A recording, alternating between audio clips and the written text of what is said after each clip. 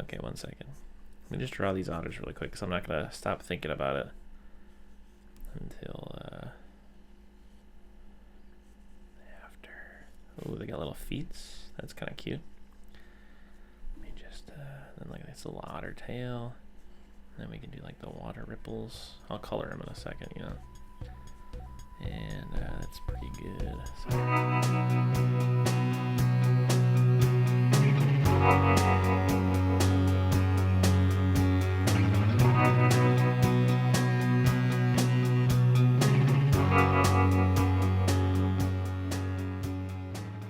Eating Soup Alone is a podcast hosted by me, Christopher Crumley, and co-hosted by Nicholas Johnson. We try our best to ramble incoherently about a handful of movies at least once a week.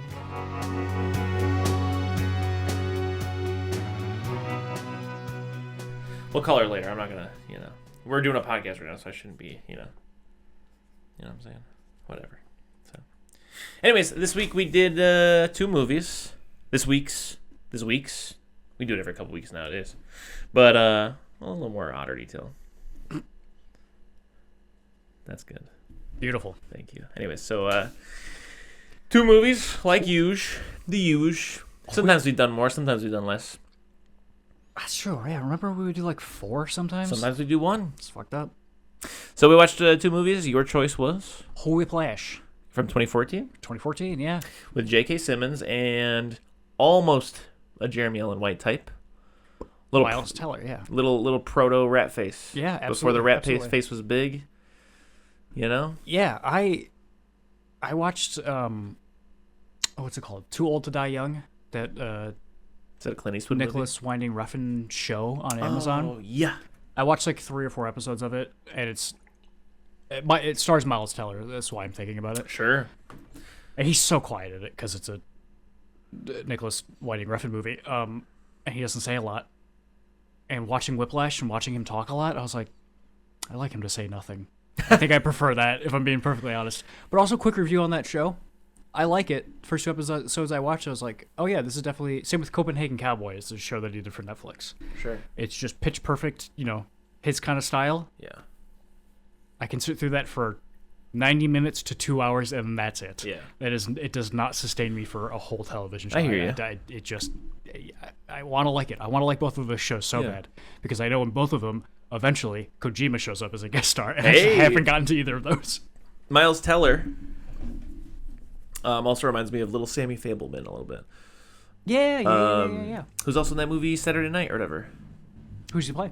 He plays Lorne Michaels. Does he? Yeah. Oh, that's funny. Yeah. Have you not seen the trailers for that? I have, but I just didn't realize it was, it was Little Sammy Fable. Yeah. That's fun.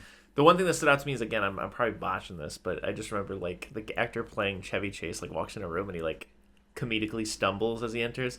He's like, sorry, tripped over my own dick. That's pretty good. Yeah. I prefer the, I mean, I haven't seen that movie, so I can't really say how any of the performances are. Sure. But I guess the idea of casting people who look like those old SNL and sound like those old SNL guys work, but I really admired, what's it called? It was that movie that was about National Lampoon? Yeah, A Futile and Stupid Gesture? Yeah.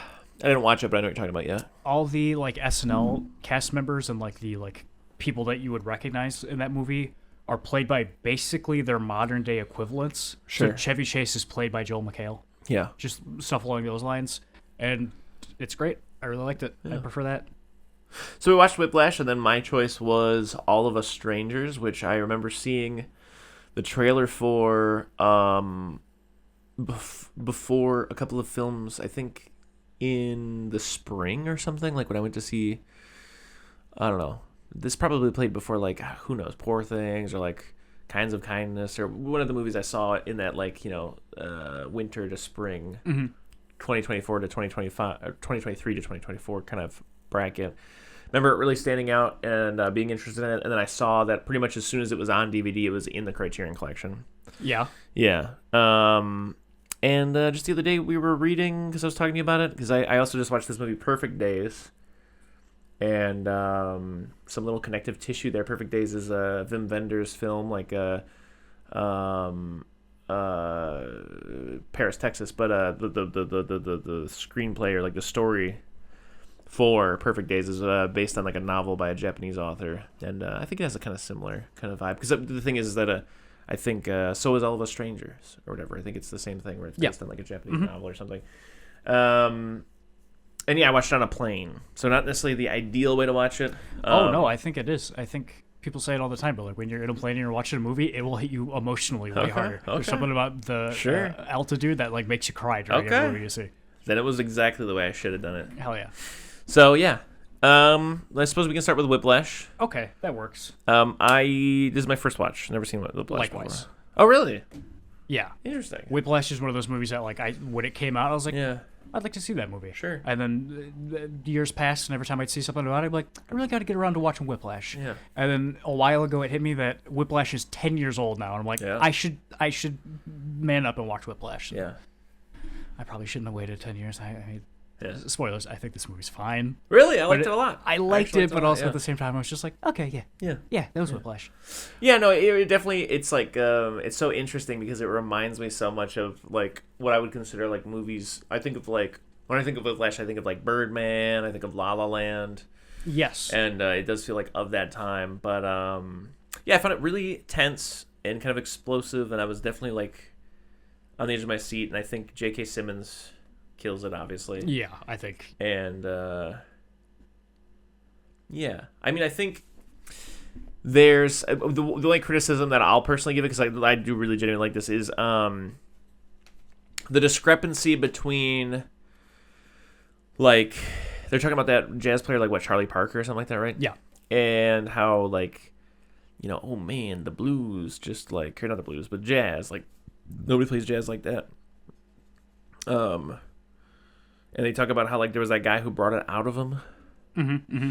I throw a symbol at him or something. Right. Did he go to school? Was he at like I don't remember. New York like jazz school or something? Because that's the only thing that the whole time I was thinking was kind of like there. I know this is a bit, you know, ridiculous, but there was a part of me that was like, so this white kid who went to the best jazz school in the country is gonna be the one that like brings real jazz back, or like that's like the only thing that I thought that as well. I was like, oh man, what's with this like mid 2010s run with this and La La Land of like movies just being like, you know who really loves and appreciates jazz more than anyone else? Fucking white dudes, you know? Yeah. Same director.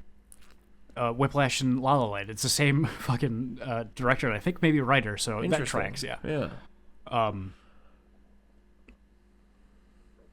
trying to look up right now, Mr. Charlie Parker. And yeah, it was something that like I couldn't really get over in the movie.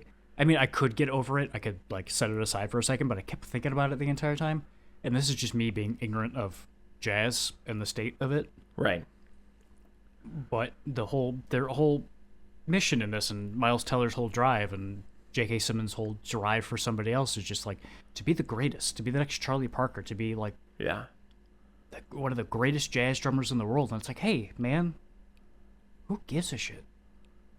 You know what I mean? Like, they kind of say it at the same time. It's like, it's 2014. Jazz doesn't hold the same cultural space that it used to. Right. It's not the bleeding edge. Like, there's a reason why there's not, like, as J.K. Simmons was going on that kind of pretentious rant about how, like, yep, all they're making is Starbucks jazz now. And it's like, yeah, because jazz already exploded with a bunch of fucking rock stars. Like, there's no... Yeah. You know what I'm saying? Like, it's done. Like, people freaked it. They freaked it. There's no more freaking it to be done. And I'm not saying, like, there's not so good jazz music being made and stuff like that, but, like, the idea of, like, being the next Charlie Parker, I guarantee you there's already a new Charlie Parker today, but nobody... Sure. The majority of people don't know his name, probably, you know? Yeah, I mean, I don't even know Charlie Parker personally. But anyways, really quick, just the thing about... You know, I'm sure there was a point where, this prompted Joe Jones to contemptuously remove a symbol from his drum kit and throw it at his feet to signal to leave the stage.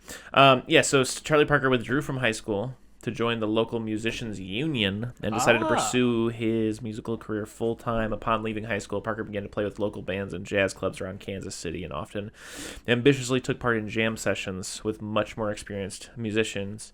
And that's when, at a jam session with the Count Basie Orchestra, he lost track of the chord changes while improvising, and that prompted Joe Jones to remove a cymbal from his drum kit and throw it at his feet as a signal to leave the stage or whatever. So anyways, all I'm trying to say is it's just like again, I personally really like the movie. I think I gave it like a 5-star on Letterboxd, and like if I had to grade it, I'd probably give it like a solid like A-. You know, I think Okay. it's I think it's a good movie.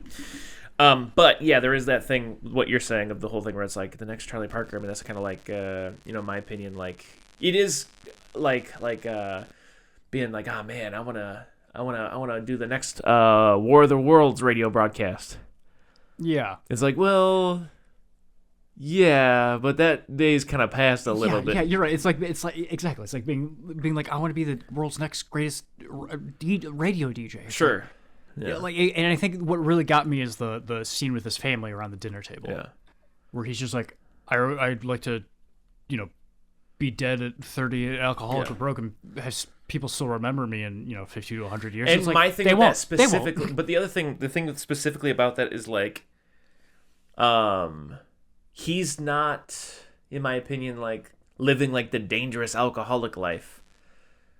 He's like a privileged kind of ish white kid who's going to the nicest jazz school. That's what I'm trying to say is like there's that discrepancy between like what him and J.K. Simmons are talking about and what they're actually living.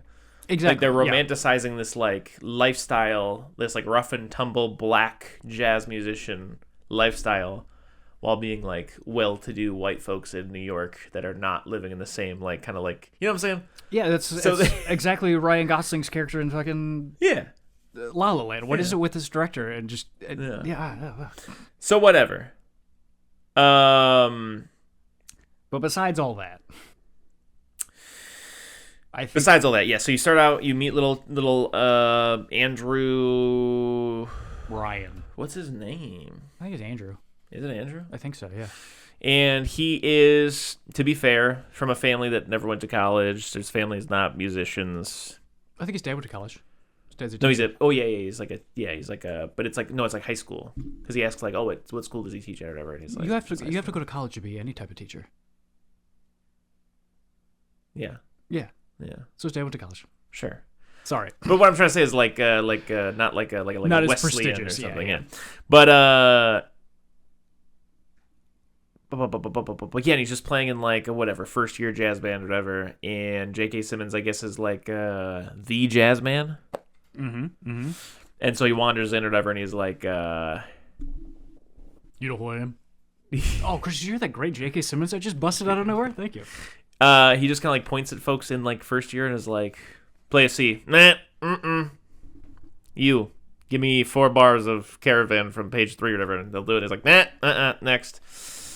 And then he tells little Andrew, I believe so, yeah. like, You hey, call it Miles. sure, 5:30 a.m. be in the big boy band tomorrow morning room, the big boy band room. He wakes up late, shows up there. Doesn't start till 9. Doesn't start till 9. I think I want to point out when he gets him from that classroom at first, he goes, drums with me, and the head drummer gets up. And he goes, not you, the other one. And it's like, it's a perfect, I guess, setup or an example of who, because like you get like, yeah, he's a hard ass. Yeah. But when he gets to that, it's like he knows that by saying drums with me, the other guy's going to stand up and he's going to have to tell him to sit down and get the other. He's just trying to humiliate that guy. That's all he's trying to do. Yeah. He's playing a lot of mind games throughout this whole movie. Yeah. Because there's like that great scene like outside before the very famous scene of the "Not My Tempo" thing. Yeah. Where he's like, "Hey man, you're supposed to be here." Yeah, it's love bombing. Yeah. And I love that he's like asking him about his dad and stuff. It's like just so he has something to ammunition later. Get him with in 10 minutes from now. Yeah. Oh. And then inside, he's like, "All right, let's start from the top." He's like, "No, not quite my tempo. No, not quite my tempo. Let's try it again." And then eventually, it devolves to the thing. Were you speeding or were you dragging her? And yeah, it sucks and it's gross to watch somebody be emotionally, physically abusive to somebody. Sure. But God, J.K. Simmons is so good at it. Oh yeah, when he throws a chair, yeah. When he throws a chair, or even when that one guy comes up to him and he's like, "If I see one of these laying around again, I swear to God, I will stop being so nice. If you talk to me, I will fucking demolish you." Yeah. Like the guy who like he's like, "Are you out of tune? Give me a B flat." Or he's crying. He's like, "You're out of the band," or whatever. And then he's like, he wasn't even out of tune. You're out of tune. But the fact that he didn't even know he was in tune means he's not supposed to be here. I think he says it to that guy that he kicks out. Yeah. I think maybe the sickest burn you can ever receive is for J.K. Simmons to call you Elmer Fudd. Oh yeah, I like as soon as I saw that guy, I was watching it with Will. Yeah. And I was like, he is gonna call this guy fat a bunch. Yeah. And, like, I don't even think Elmer Fudd is like from my memory, Elmer Fudd's not like a fat person. He's frumpy. He's got like double chin and like a belly, but he's not like a fat. He's just a weird looking like, guy. Chubby and kind of like But he does call him like fat a couple of times. He calls him like fat fucker or like fat ass or something. But or he says like if you're a little more worried about your like standards and a little less worried about shoving cheeseburgers in your face or whatever he says or something like that. But and now with the match my tempo thing, Will still a little fast and then he's slapping him and stuff like that. Yeah. Do you think it's J.K. Simmons being a perfectionist and he really is too fast or too slow, or do you think that's an impossible task that he's never going to be able to, like, J.K. Simmons is on purpose doing this even though he is on time? I think it's one of those things where the movie wants you to believe, but the degree to which he's being a perfectionist, I don't genuinely think a human being I'm sure there's a YouTube video that's like musician analyzes like and actually you know what I'm saying, and like and I bet you know what I'm saying, no, because like when I was watching with Will, like Will's been in jazz bands, like he was in jazz in school and stuff like that, and he was like, I'm not gonna nitpick this movie, and he didn't. I didn't ask him to, but he's like, but the one thing I want to say is like unreal task to be like, hey band, let's start 16 bars into this song. That's he's like, I don't know, I can't verify that, but he was like, that's just insane. Like he's like, I've never seen anybody just be like, let's just do these 4 bars from this part of it real quick, like it's crazy. But anyways, so I mean there's some stuff that's probably, I don't want to speak on the writer's behalf, I don't know for a fact, but I'd reckon like some of it is probably like, I don't know that he lived that life, so he's probably, there's some invention there, I think. So I didn't. But you mean from the psychology of the character? Yes, is he? Yeah. So what I'm trying to say though is like I don't.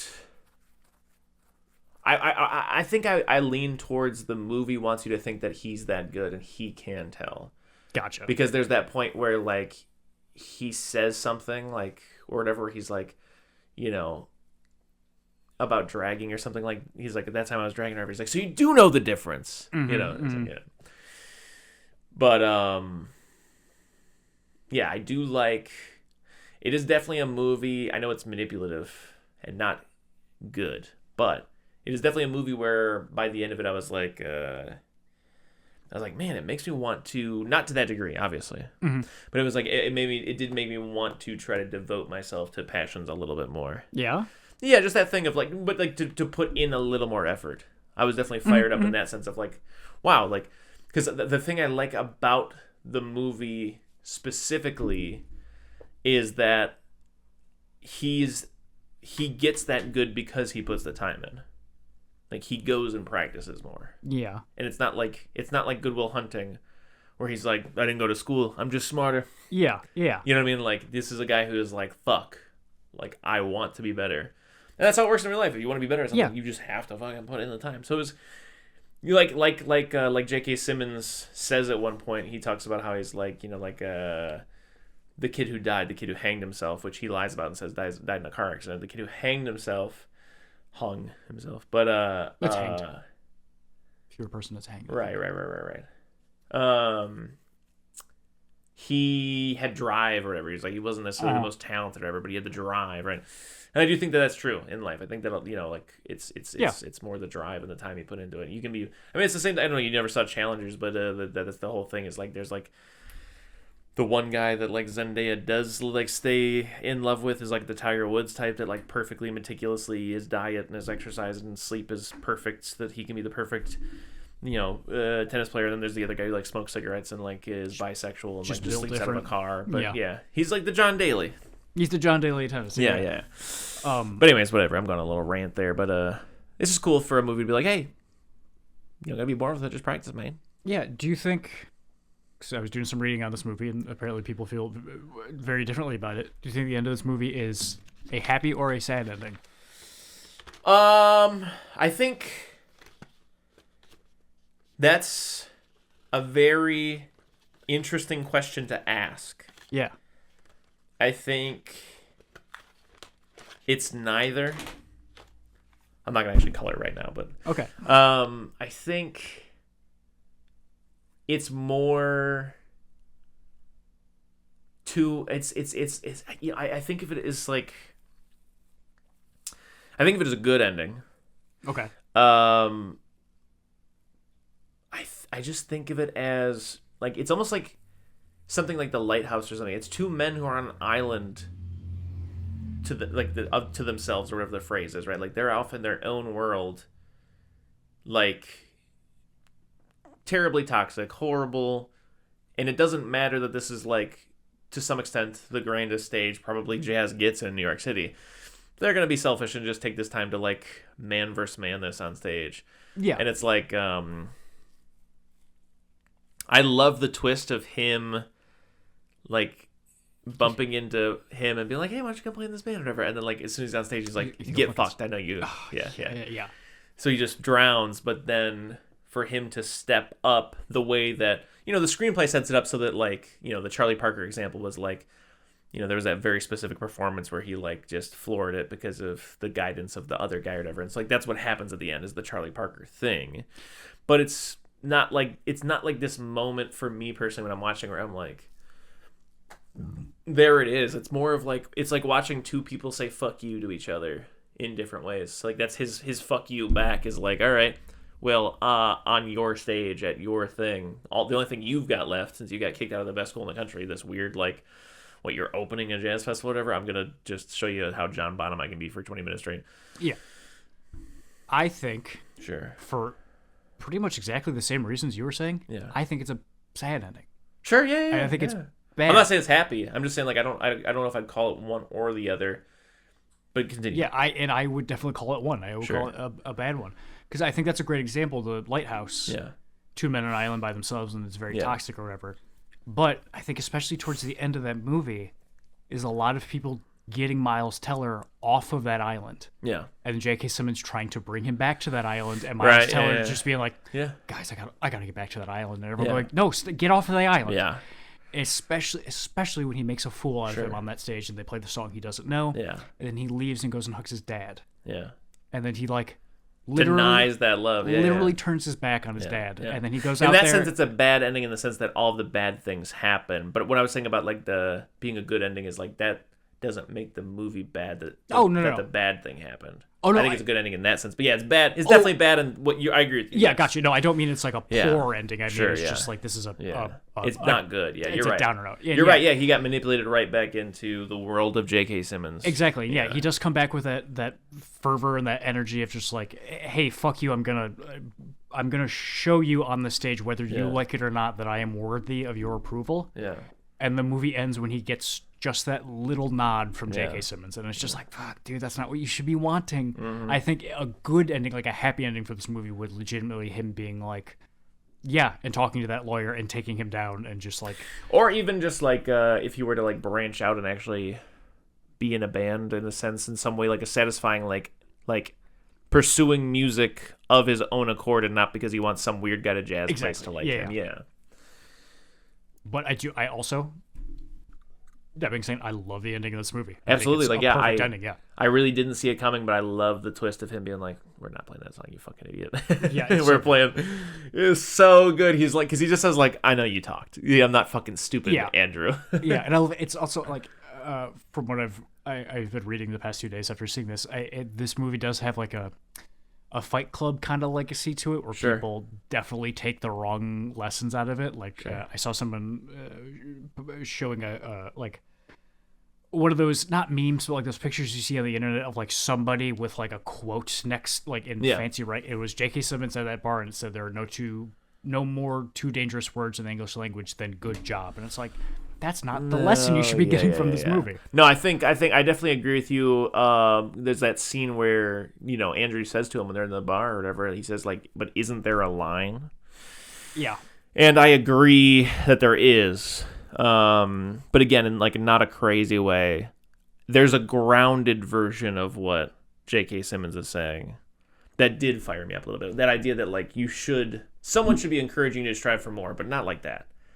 You get what I'm saying? Yeah, absolutely. This is obviously not how, but that's the thing that makes him a good villain for the story, is that there is like that 10-20% where you can be like, yeah, I know what he's saying. Yeah, like, just to strive beyond mediocrity is a good thing, but that is not.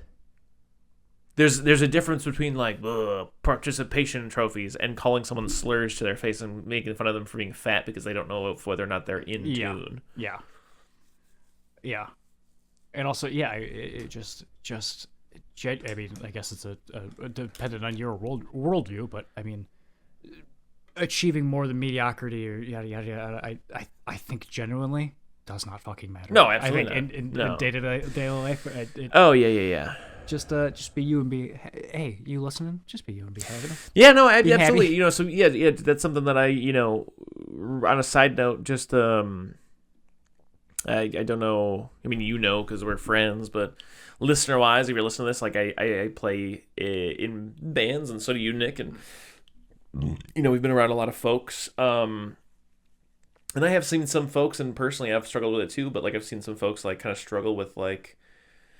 You know, I think there's this delusion that, like, it's going to pretty immediately translate to, like, fame and fortune and stuff. Yeah. And I've seen a lot of folks, like, kind of, you know, like, really, like, that end up being more of a burden than, like, a carrot on the stick. You know what I'm saying? Like, more of a disappointment. And I'd say in the last, like, 2 years, you know, me specifically, I let go of a lot of that because of specifically... I think in general, well, I'll talk about that. That specifically, I just want to say that like most folks that like end up being household names, it seems like, you know, we go far back enough and stuff. They don't die as famous as they go on to be. Mm-hmm. Mm-hmm. You know, even down to silly little examples. Like I wish I could remember the name of it, but there's like a journal. There's a couple of like, you know, famous diaries, obviously. I'm not gonna lie to you, the only one that I know offhand is Anne Frank's, but there's another one from antiquity, let's just say. And it's only famous because of the fact that it's like the only fucking diary we've ever found from that period. Oh, okay. You get what I'm saying? Yeah. So what I'm trying to say is that like what you were saying a second ago is like there's nothing wrong with mediocrity. Get through your day, you know, love your parents or your friends or whoever it is that you love or your partner. You know, try to do good and be happy and stuff. And then if there's something you do, like maybe you do a little poetry or do some songs, those things live beyond you, right? Yeah. And so all I'm trying to say is that, like, I'm not, thankfully, because what I'm saying is I'm admitting to doing it before. I was propelled for a long time to do things because of the American, like, capitalist, like, wanting to succeed in the financial success sense. Yeah. But I am very thankful personally to have shifted it to be like I find much more joy in doing, right? Like you and I get together, for example, and like the friendship, like whatever we do is not fun. It's that we're together. Yeah. And I think that that's true about all things. Like, you know, like the poem is not... like does not make me happy because I've like you know what I'm trying to say is like to sit and write the poem, to have accomplished that task perfect. Great. Yeah, absolutely. You know? Same thing with like music. Like I kind of really don't like playing shows even. Oh yeah. No, because again, like I'm not trying to be. I don't know. Maybe this. I don't know how this will come off, but like. Most of the shows that I've played have been to like 10 to 50 people who don't know the songs. Mm-hmm. They're just there to drink beer, see their friends, and they're just kind of watching you because, you know, maybe they kind of know you, or they're here with someone they do know, or whatever. But, yeah, I don't know. It's fun sometimes, but what I'm trying to say is, like, I get a lot more joy out of, like, writing the song. Yeah. And, like, playing it with, you know, friends or whatever. Mm-hmm. And, like, absolutely. So anyways, to go back, I was just trying to give like context to like, you know, I agree with you. I don't like, it doesn't resonate with me when the story, and it hasn't for a long time, but like when the story is centered around like, I want to be one of the greats, or I need to make a name for myself. Because I think that's just an unrealistic thing to attain in your lifetime. Absolutely. And if it is, I think a lot of the times, it's one of those things where it's like, you die broke in someone else's clothing in a ditch drunk in Baltimore, and you end up Edgar Allan Poe. Mm-hmm. Or, what you achieve it in this lifetime and you end up like Drake or something, that's not bad. I mean, whatever. All I'm trying to say, it's a long-winded way of saying, well, I don't, whatever. It's all well and good to succeed and to try to succeed, but I think there's, a realistic level of managing your expectations. And I think my final point, I promise I'll stop rambling, is just that, like, yes, not only is this a story of someone manipulating and exploiting somebody, but it's also, from Andrew's standpoint, sad to see somebody who, like, he's in that not good place to be within. Yeah. And that's what's being exploited. You know what I'm saying? So it's like, it's both things. Yeah. He's in that vulnerable place, and that's what allows J.K. Simmons to manipulate him.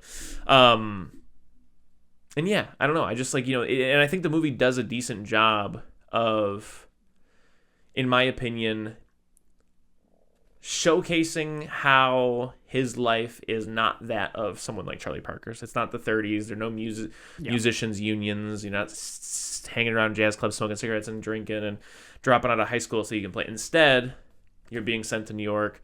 He's like sleeping in a dorm, and he's got like a girlfriend. He like breaks up with his girlfriend because I'm gonna be sleeping and breathing jazz, and I'm not gonna have time for you and stuff. And so he even, again, it's J.K. Simmons' fault, but he's falling down that rabbit hole so hard that he's like, that's, you know what I'm saying.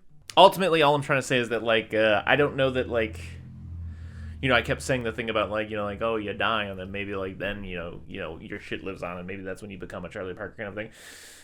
That's the I think that's a much more healthy middle ground, and that'd be my advice to, like, anybody who might be like, not that anybody's asking, but like might be struggling with like that kind of drive and that like bringing depression and struggle and stuff like that. Is just that thing of like, make it and put it out there, and you never know. Like, don't be so concerned about, like, you can't be that like reward focused when you're approaching it, because I think that also like robs it of some like genuine quality. Absolutely. I think it's just fucking Banshees of Inisherin. Yeah. And I think in life, I think it is more important to be the Colin Farrell, even if you're not an artist, to just be like, yeah, I lived a good life, and when I die, people are gonna remember that I was nice. Yeah. But I think if you are an artist, I can't remember where I heard this from, but I think there is, in like the least cynical way possible, there is an amount of time where you are chasing after your dreams that you need to give up on your dreams. Yeah. And not even so much give up, but like, you don't have to stop, but like just reevaluate your dreams. And yeah, I think what you're saying is like the perfect thing. Me personally, I don't make music because I'm like, this is going to be it. People are going to remember me, and I'm going to be yada yada, and I'm going to make money. It's just like, no, I just enjoy making music. Absolutely. I don't draw because I think I'm going to make money. I just do it because I enjoy the act of drawing. Yes. And I think it's a much better analogy. I was looking for one earlier and couldn't really find it, but the whole wanting to be the next jazz drummer is like nowadays being in a rock band, and being like, I just want to be the next Lennon McCartney. I want to be the next. Sure. Not gonna happen. That's not gonna happen. There's over. No way in hell in 2024 you're going to be playing in a club, and then someone's going to see you and be your manager, and then they're going to get you on the radio, and you're going to sell lots of records. Best case scenario for you right now as a band is somebody puts your song on TikTok, and then your one song on Spotify goes up to like 5 million listens. Like, and then you tour just for everybody to be on their phone until that song, you play that, and then and then you play a couple more songs, and then you end with that one song also, because that's what everybody came for. And and those 5 million listens that you get, some of those people who listen to that are going to listen to the rest of your music and go, I like this band. That's good. That's great. I think it's beautiful. But yeah, back to the actual film though, really quick, because I think that does wrap it up, and I think we're same page. I like watching the spiral though of him just becoming more and more fixated on like this man's approval. I love even just like the thing where like he's like, oh, he lost my folder, and J.K. Simmons is like, it's your folder. Why did he lose your folder? Oh, I would kill Miles Teller if I was that man. Yeah. But and then same thing with like when he ends up getting the car accident. I did not see the No Country for Old Men thing come up. Yeah, he gets Anton Sugar. He does. Have we done that for the podcast? That's one of my favorite movies. No, we should though. It's really good. I was like, when that happened, I was like, is this supposed to be funny? Like him running out of the car accident? I'm like, this is like, and then it gets very sad when he's on stage. It does, yeah. I did a thing with this movie. I did it with the next movie as well, where I set some expectations too high of like, oh, this is going to happen, and it didn't. Right. I thought for sure one of them was going to die by the end of this movie. Oh, yeah. I thought Miles Teller was going to die playing drums, or J.K. Simmons was going to die by getting killed by Miles Teller. Yeah, that reminds me of, I don't know if you've ever seen pictures of Andy Warhol post, he got shot a bunch in the chest. Mm-mm. And he had like life-saving surgery, and you should look it up. It's pretty gnarly. It's like 1960s. Okay. Yeah. He looks a little Frankensteinian. Okay. But I was imagining like a Andy Warhol thing would kind of happen, where like basically there was a woman who had like given him a screenplay, and he kind of never got around to reading it. Just around the office, buried. Pretty cool. But in her head, she thought he had stolen it, and that he was gonna make it. Yeah. So she just showed up to the factory one day and just bang, bang, bang, bang, bang, shot him like 5 times in the chest. That's insane. Yeah, and so he ended up dying because after that experience, he developed like a crippling, irrational fear of doctors in the hospitals and stuff. So his appendix burst, and he didn't go to the doctors to get it fixed, and so that's why he ended up dying. He was scared to go to the doctors about it. I did not know that. Yeah. Wow. I'll have to look into that later. I think that's a thing that like a rule that like a lot of writers have. I think I heard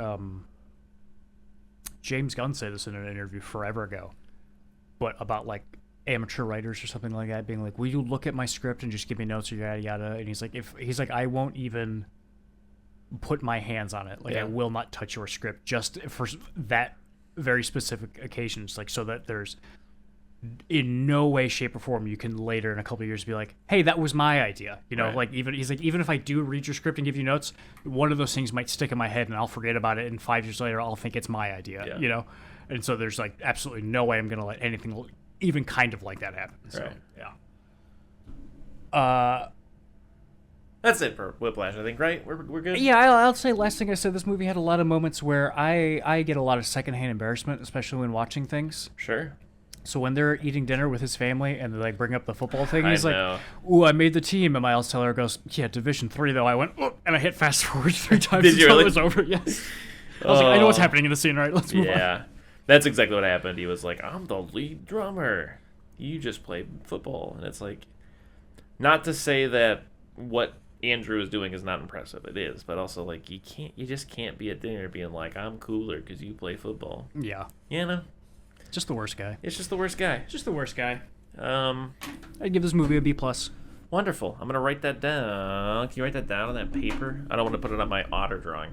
Sorry. I don't think that our grades are better or worse than my otter drawing. There you go. Thank you.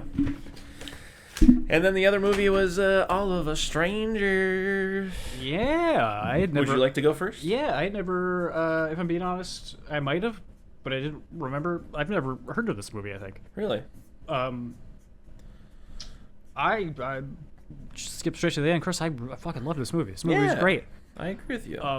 Like I said, I did a very similar thing to Whiplash, where this movie was going, and as soon as he sees his parents, I went, he killed those parents.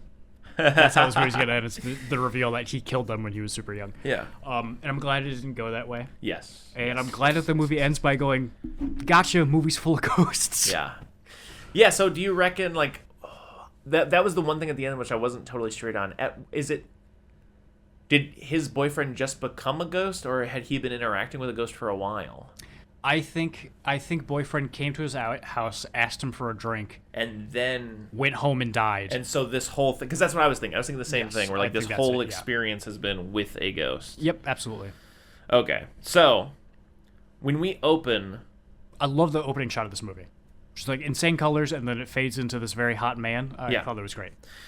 We're fading into, are they looking at each other from like the window? He's looking out of his window, and then the alarm in the apartment building goes off, and he has to go outside. Right, he and they're sees the him up. only two that live there. Yeah, So something here's like my that. question to you. Do you think that this implies that Andrew Scott is also a ghost? No, I hadn't thought about that. Like maybe it's a Because- condemned building. Well, because what I'm thinking is that would explain why maybe they're the only two people in the building. Because they're the only two ghosts Okay, could in be. the building, Could be. Yeah, you know? And they don't really interact with literally anybody else, that's a great point. you know?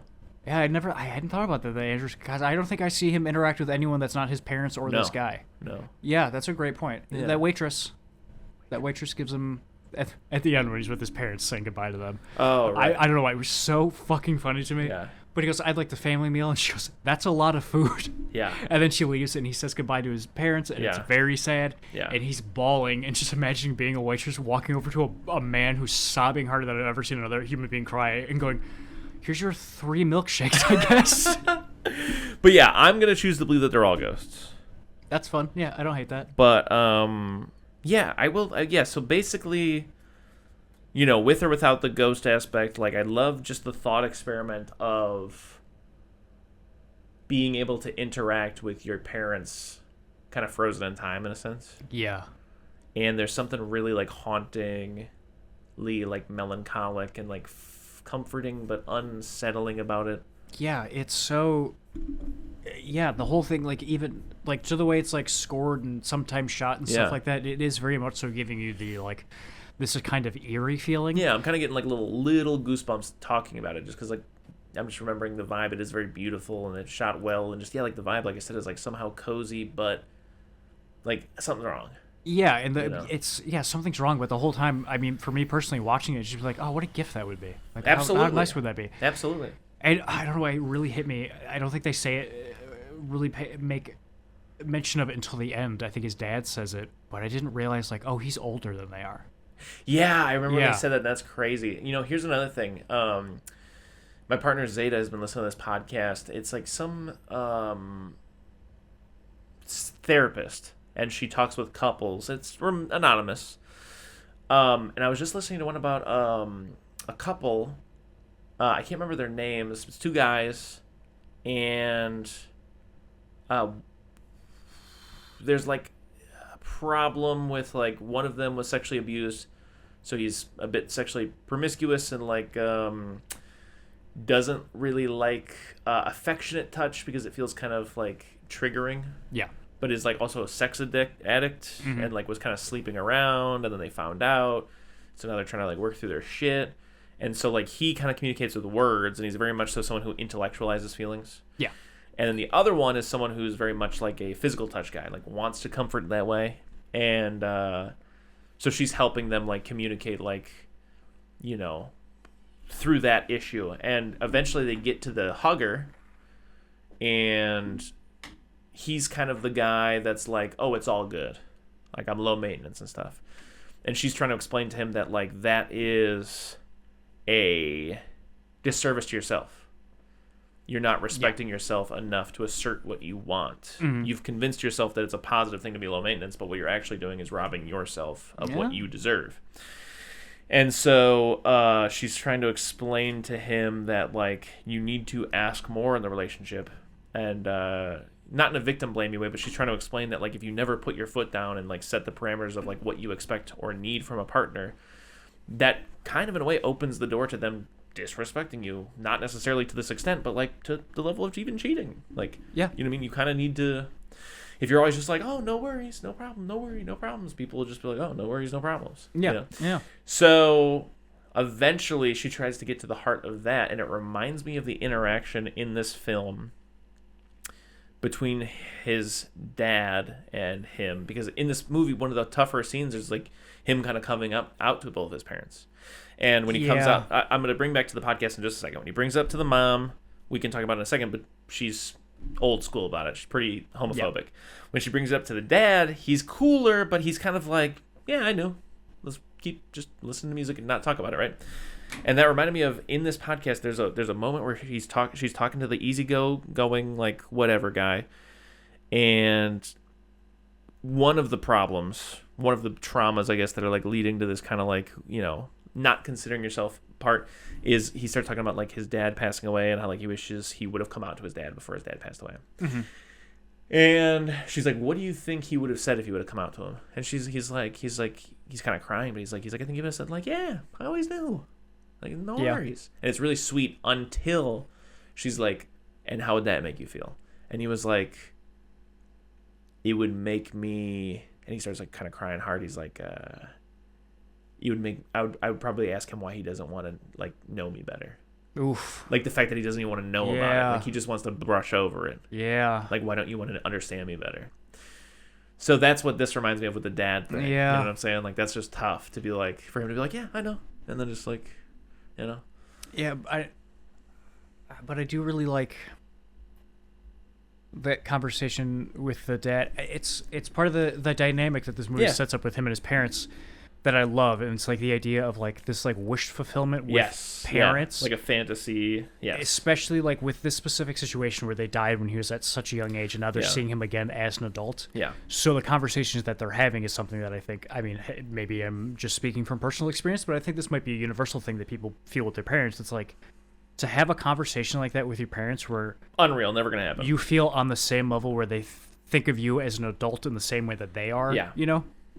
So he's having that conversation with his dad, and his dad's like so unbelievably honest with him in like a way that feels impossible for a father and son to be together. Oh yeah, but absolutely. I love it. Like what you said. Yeah, Dad was just like, yeah, no, I heard you crying in your room, and I was like, yeah, whatever. And he's like, well, why didn't you ever come in there? Why didn't you come in there? And his dad says something along the lines of like, because I know if I was your age and I was in school, I'd probably be one of those kids that was bullying you. Yeah. And so Dad kind of just being that's like, brutal. I that's really brutal didn't honesty. know what to be. And I can respect it. Yeah. And then for him to like, there to be a couple beats and his dad going, I'm so sorry I didn't check on you when you were crying. And he's just like, oh, no, you don't got to do that. You don't got to. It's just like, oh, fuck, dude. Like, I've had, like, even when I'm not talking to my dad, who's a ghost and the same age as me, I feel like everybody kind of has, like, those conversations with family members and loved ones where somebody apologizes and the other person goes, oh, please do not apologize to me right now for whatever reason. Yeah. Yeah. No, it's tough. And, yeah, it's crazy. It is. It's a really good movie. Crazy. It is a really good movie. It's almost, it's a hard film to talk about scene by scene. And I think, it's definitely like a bigger picture conversation. Because, it's just that wish fulfillment of having this honest conversation that you're never going to have with your parents. And then there's that extra layer of them being dead, which is something I can't necessarily relate to. Like, I can't relate to the experience of, like, never even getting to know my parents, period. But you're right. I can relate to the universal part of it where it's like, I don't even think personally I've fully, like, actualized as well as either the podcast or this movie, exactly what what I'm saying? But I'm sure there's something unspoken that I'd love to just say bluntly. Yeah, yeah. I think everybody's got that thing. I don't know what it is for me personally, but, I know for a fact everybody's got that. And yeah, that stuff's all interesting. And, and it's even, like, there's even smaller moments, like, his desperation to, like, after they've had that conversation, how badly he wants to meet his partner, to meet them. Yeah. And like there's even a part of it where it's like, there's the half sad part where it's like he wants to share in this joy. And then there's the other half sadness, which I think a lot of people have, folks who struggle and have like a contentious relationship with their parents. He also, I think, wants to bring home the guy to be like, hey, look, like, I'm doing good. Like, this is, the gay thing. Like, he's just a guy. It's good, like. Absolutely, yeah. There's that part of, in a sad way, not in a mean-spirited way, but, like, in a sad way, like, his partner gets a little dehumanized and becomes this, like, prop of just being like, can you just say you're proud of me or something? Or, like, be like, hey, this is good. Like, you're doing good, So it's a sad one. It's a tough one. It is. It's a tough one. And then, just like him being like, what are you doing? Like, nobody lives here. Like, You're trying to break into this house. When and, that like, was happening before they see them in the window, yeah. I was like, this is going to destroy me. This is Oh how this yeah, if movie this is like ends a and delusion and just he's like crazy. Oh, yeah, God, for sure. I thought the same thing. I was like, holy shit. Because in my mind, the whole time, him being with his parents was more like A fantasy. and I thought was going to wrap around to him and his writer's block, and this was just something that he was writing, and like. But then once we hit that thing of like, let's go meet my parents, I was like, Oh, whoa, what is going on? Yeah. Yeah. Do British dads kiss you on the mouth? Is that normal? Oh God, I don't know. His dad kissed him on the mouth, and I was like, I should know. You got a British dad? No, but Ancestry DNA said I'm 53% British. So. Oh, you can make some calls. You can get up the family tree and find somebody. Hello, governor. Um, You got a lot of notes over there. I do. You can start rifling them off. I've sold my big cells. In terms of like the big things I wanted to mention, you know. A trope that this movie does that I love is a character sitting in the backseat of a car at night, and you're watching them drive by while the streetlights are reflecting on the window. Love it. Great. That's good. The fake window of his apartment looks really bad. That's very clearly just a picture of a skyline that kept really fucking me up. The lamps in this movie are really good. Okay, why do you think the lamps are good? They're just unique every time you see They them. look good? Yeah. Oh, okay. I was watching with a friend of mine, and she was like, "That's a really nice lamp. That's a really nice lamp." I'm like, "What is going on?" She's like, "I've been shopping for lamps recently." And I'm like, "Oh, okay." And so she's just lamp brained the whole time. And I was like, "You know what? You're right. The lamps in this movie are out of control. They're great." Along with, of course, we don't make sweaters like we used to. That's true. Every time his dad's got a sweater on, and he wears his dad's sweater at that one point, I'm like, "Fuck, that's so good." Stay right here. Just a moment. Okay.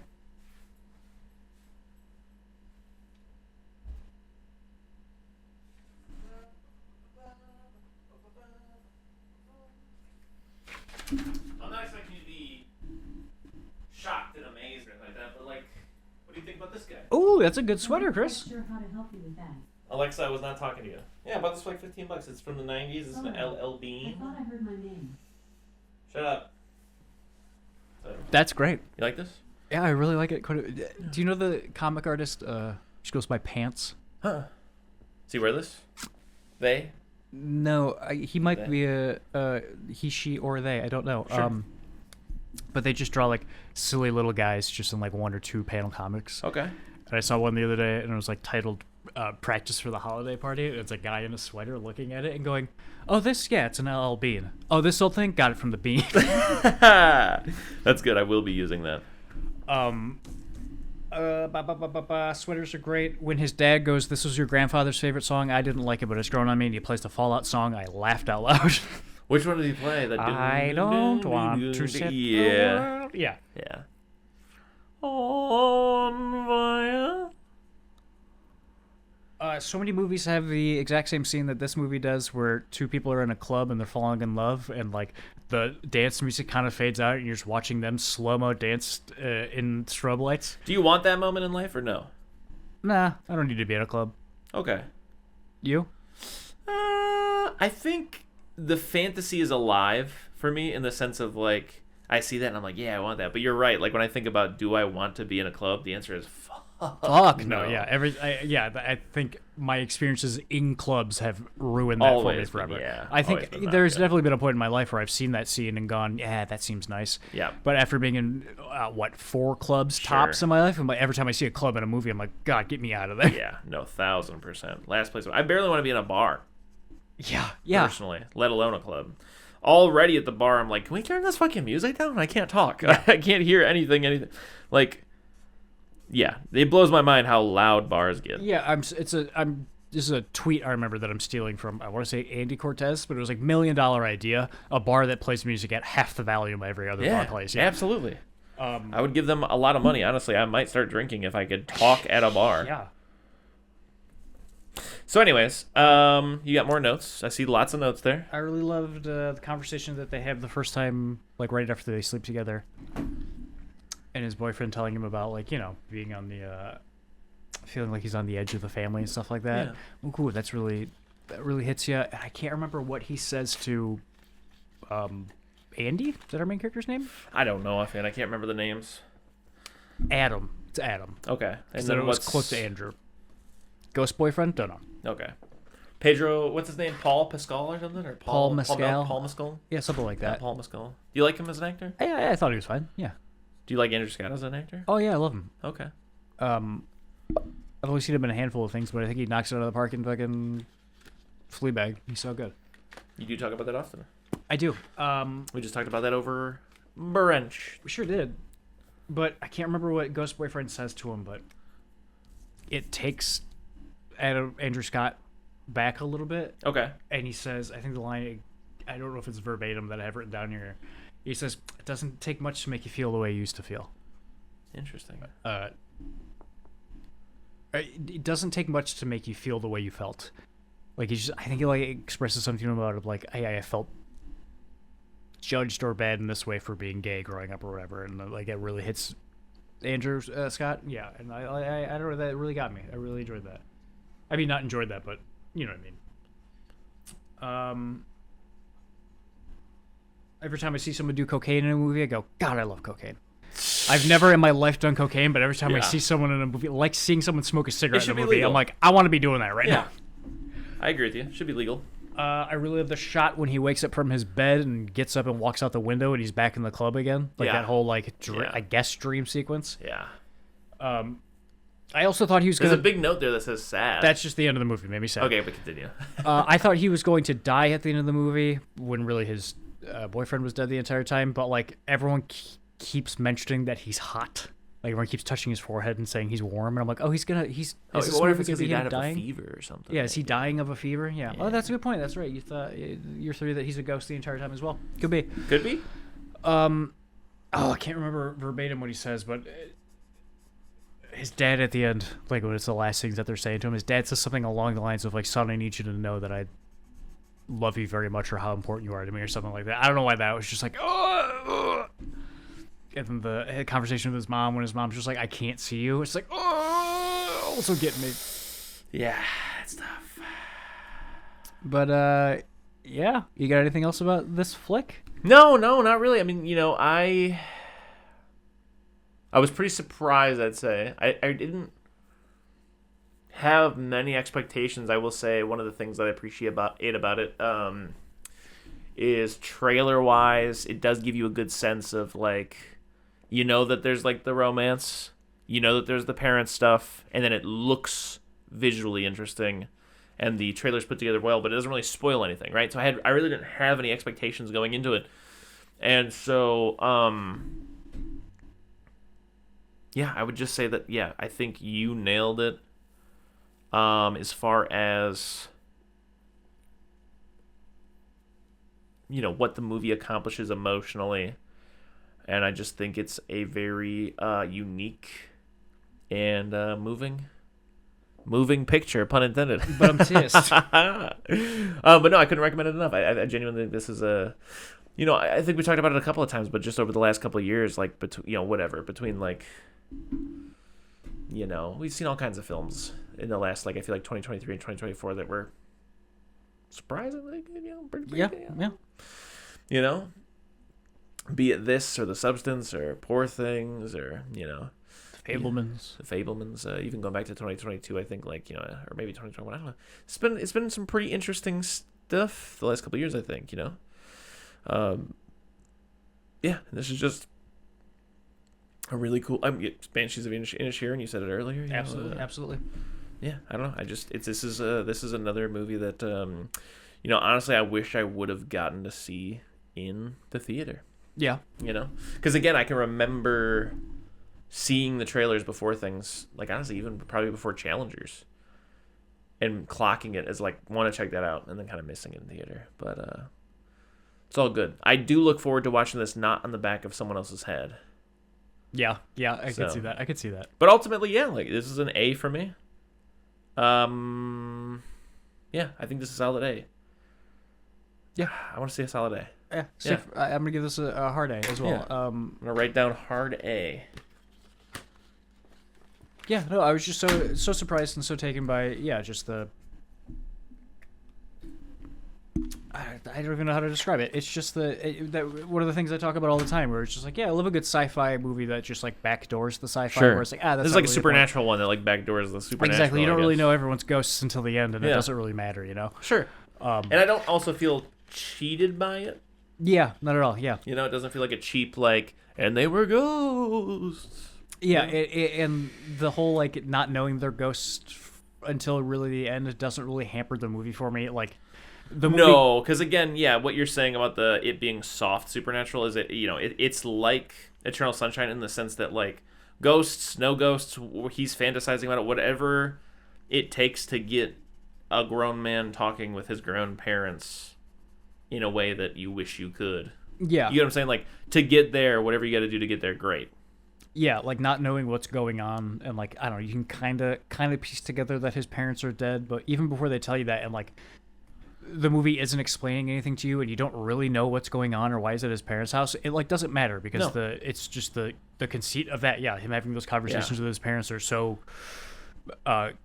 gripping, and it doesn't matter that you don't know why that conversation is happening. Yeah. It just it works. And so yeah, well. yeah, yeah, to like put words in your own mouth. I think a good way to put it is like that's not the point.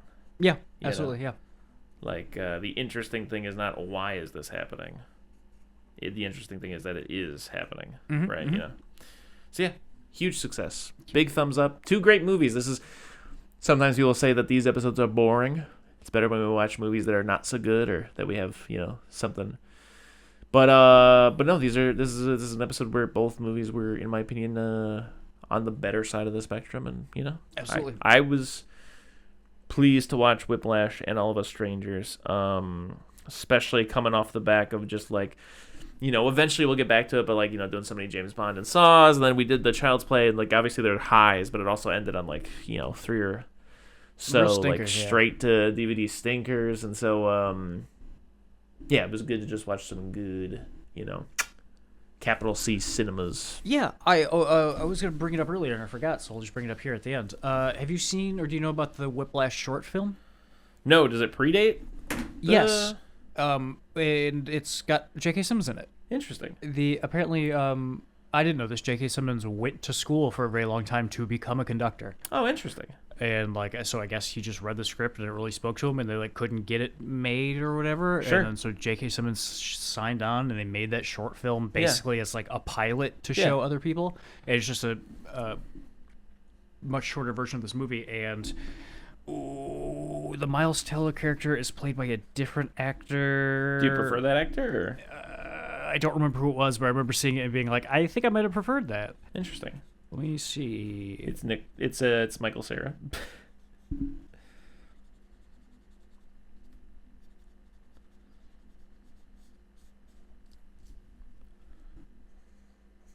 It's young Neil from Scott Pilgrim. Oh, interesting. Yeah.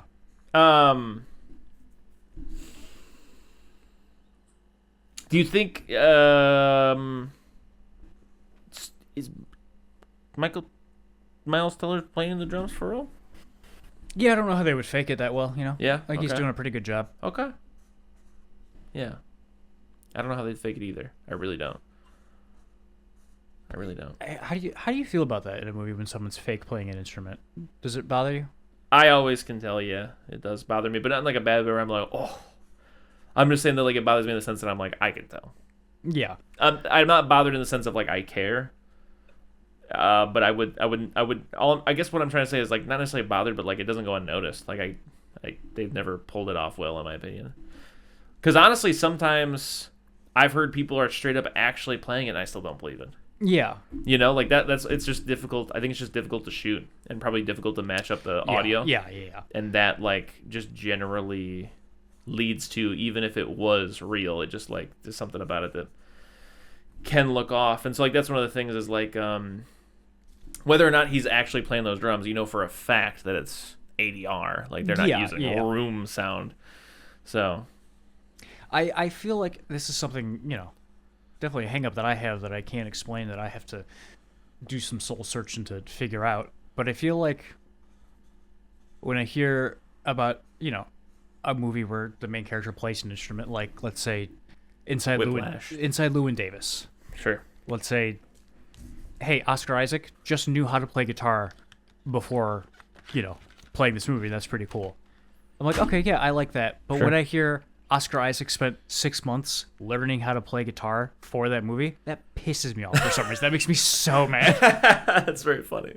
Can you put your finger on why? Or? No, I can't. It's kind of funny. like a I don't know, like a locals only kind of attitude Sure. where I'm like, you fucking Yeah. tourist, just learn how to be someone who knows how to play an instrument. I don't know Yeah. why, and I don't. It's such a inane, stupid thing to be upset about, Sure. and I don't even Yeah. feel that strongly about it. But I feel really strongly about it, and I don't know why. No, I hear you. Well, on that note, I think we can say I'll see you next week not next week, but 2 weeks from now for Four Brothers and 8 Mile. What about Grosse Point Blank? I just don't feel like it would mesh as well as It these probably two. You know what I'm won't. saying? Like, it's No, such no, a good, like, yeah. I feel like you could buy that DVD double feature at Walmart for $5. Absolutely. You know what I'm saying? I was just struggling for another No, Michigan, but it's movie. good. I haven't seen that, and I'd love to watch it. I'd love for that to be in the Rolodex of up-and-comers. Well, all right. Well, that's that. Mattress Man.